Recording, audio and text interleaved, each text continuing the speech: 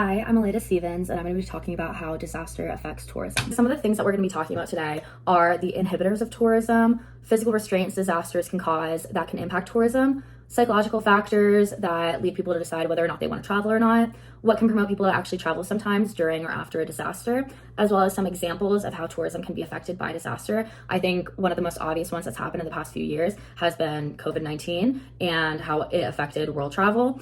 So we're going to touch on that. The first point that we're going to touch on are the inhibitors of tourism. So to me, these are like the most obvious reasons that people probably wouldn't want to travel during or after a disaster has occurred in the place that they were planning on traveling to. So first is because of the damages inflicted by a disaster that prevents that area from engaging in tourism. So, that area might just be too damaged in the first place for people to even come visit. The infrastructure might be damaged to even be able to get there, which we'll talk about later.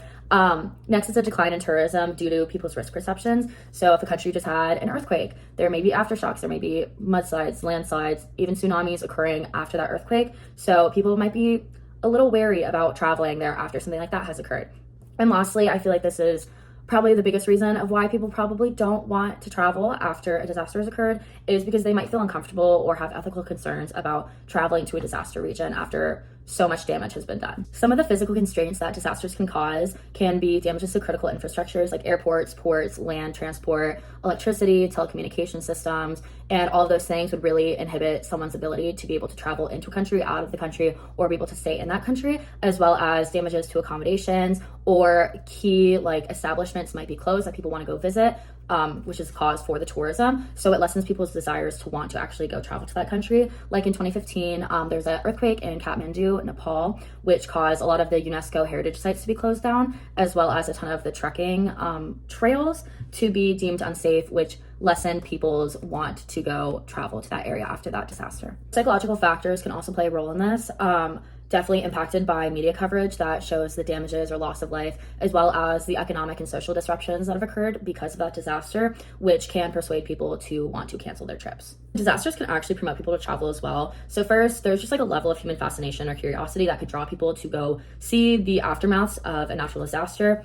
Not for me personally, but also there can be an arrival of people that want to supplement the humanitarian efforts, as well as visit their family or friends who were victims of the disaster. There's also a thing called dark tourism, which means traveling to a place historically associated with death or tragedy and wanting to feel the emotions or the risk or just the dynamic of what would have been going on during that natural disaster. So the first thing that kind of comes to my mind is Pompeii and Mount Vesuvius, which I have visited. It is very cool, but it also is a very tragic event that occurred there. But that is where the draw of dark tourism comes from. Finally, we're going to talk about some of the actual numbers of how disaster can affect tourism by using the example of COVID-19. So before COVID, tourism accounted for 10% of the global GDP and 320 million jobs worldwide. Tourism declined by 73% in 2020 and by 65% in 2021, as well as a decline, obviously, in exports of transport and travel services. To use one country as an example, Italy estimated roughly losing about 88 billion euros due to COVID in tourism, and the GDP generated by travel and tourism halved in comparison to 2020.